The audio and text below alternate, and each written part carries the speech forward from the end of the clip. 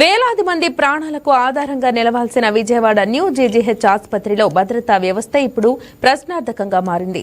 రోగుల రక్షణ, శాంతి భద్రతలు, అనుమానాస్పద కదలికల పర్యవేక్షణ కోసం ఏర్పాటు చేసిన సీసీ కెమెరాల వ్యవస్థ పూర్తి స్థాయిలో పనిచేయకపోవడం తీవ్ర ఆందోళనకు దారితీస్తోంది. అసలు ఆసుపత్రిలో ఏం జరుగుతోంది? రోగుల భద్రతపై అనేక అనుమానాలకు తావిస్తోంది.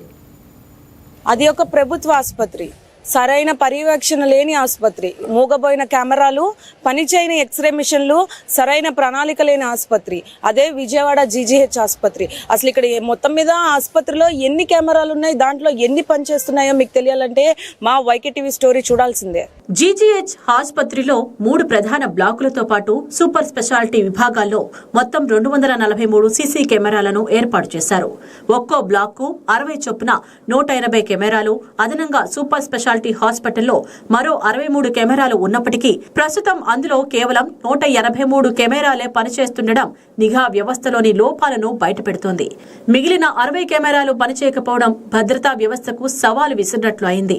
ఇంటర్నెట్ సౌకర్యం సరిగ్గా లేకపోవడం, సాంకేతిక సమస్యలు తలెత్తడం వల్లే కొన్ని కెమెరాలు తాత్కాలికంగా నిలిచిపోయాయని అధికారులు చెబుతున్నా ఇంత పెద్ద ప్రభుత్వ ఆసుపత్రిలో నెలల తరబడి సమస్యలు కొనసాగడంపై రోగులు, వారి బంధువులు మండిపడుతున్నారు. సాంకేతిక సమస్యలే అయితే వెంటనే ఎందుకు పరిష్కరించట్లేదు అన్న ప్రశ్నలు ఉత్పన్నమవుతున్నాయి. ఇటీవల ఆసుపత్రి ప్రాంగణంలో చోటు చేసుకున్న వివాదాస్పద ఘటనలు, అనుమానాస్పద వ్యక్తుల సంచారం, రాత్రి వేళల్లో పర్యవేక్షణ లోపాలు, రోగుల వస్తువుల మాయం వంటి అంశాలు భద్రతా వైఫల్యంపై తీవ్ర అనుమానాలకు తావిస్తున్నాయి. అత్యవసర చికిత్స కోసం వచ్చే ప్రజలు ఆసుపత్రి భద్రతపై కూడా భయపడాల్సిన పరిస్థితి నెలకొనడం ఆందోళన కలిగిస్తుంది. ప్రత్యేకించి సూపర్ స్పెషాలిటీ బ్లాకులు, వార్డులు, కారిడార్లు, ప్రవేశ ద్వారాల వద్ద పూర్తి స్థాయి నిఘా లేకపోవడం వల్ల అపరిచితుల కదలికలపై పర్యవేక్షణ బలహీనపడిందన్న అభిప్రాయాలు వ్యక్తమవుతున్నాయి. ఆసుపత్రిలోకి ఎవరు వస్తున్నారు, ఎవరు వెళ్తున్నారు అన్న కనీస ట్రాకింగ్ వ్యవస్థ కూడా సమర్థంగా లేదని రోగులు, బంధువులు ఆరోపిస్తున్నారు.